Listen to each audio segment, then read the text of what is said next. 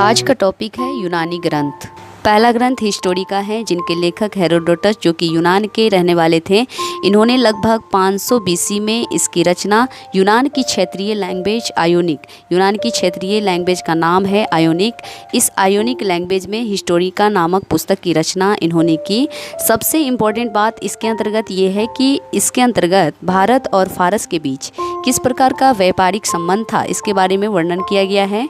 Herodotus को इतिहास का जनक माना जाता है, चूँकि सर्वप्रथम इतिहास शब्द का जो प्रयोग होता है इन्होंने ही किया था, इसीलिए इसे इतिहास का जनक माना जाता है। नेक्स्ट ग्रंथ हिस्ट्री ऑफ द वार हैं, जिनके लेखक अरिस्टोबुलस है। इस ग्रंथ से भारत पर सिकंदर के आक्रमण करने की जानकारी मिलती है। और सबसे महत्वपूर्ण क्वेश्चन ये है, पूछा जाता है एग्जाम में कि सिकंदर ने भारत पर किस दर्रा से होकर के आक्रमण किया था। तो याद रखना है दोस्तों, खैबर दर्रा से होकर के सिकंदर ने भारत पर 326 बीसी में आक्रमण किया था। नेक्स्ट ग्रंथ इंडिका हैं, जिनके लेखक मेगस्थनीज है। इस इंडिका के अंतर्गत मौर्य नगर प्रशासन के बारे में सबसे महत्वपूर्ण जानकारी मिलती है। सिकंदर महान के सेनापति का नाम था सेल्यूकस निकेटर। इनके राजदूत के रूप में मेगस्थनीज भारत आए थे चंद्रगुप्त मौर्य के दरबार में, और उन्होंने 7 वर्षों तक यहाँ पर रहकर जो कुछ भी देखा उनका वर्णन यूनानी दृष्टिकोण को अपनाते हुए किया।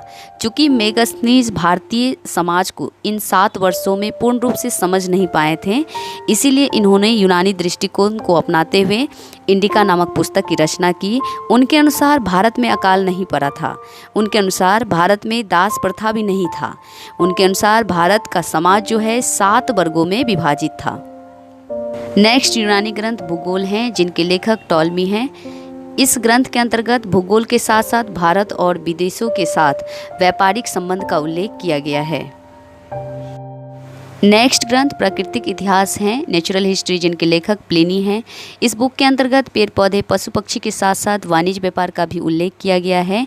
नेचुरल हिस्ट्री के अंतर्गत भारत और रोम के बीच जो व्यापारिक संबंध था सोने का, उसके बारे में जिक्र किया गया है। चूँकि रोम से सोना का निर्यात भारत ज़्यादा करता था, तो प्लिनी ने एक बात कही है। उन्होंने कहा कि इसी तरह से अगर रोम से सोने का व्यापार भारत करता रहा तो केवल 10 साल में ही रोम से सोना समाप्त हो जाएगा। नेक्स्ट यूनानी ग्रंथ विश्व भूगोल हैं, जिनके लेखक स्ट्रैबो हैं। इस ग्रंथ के अंतर्गत विश्व भूगोल के साथ साथ व्यापारिक संबंध का भी उल्लेख किया गया है।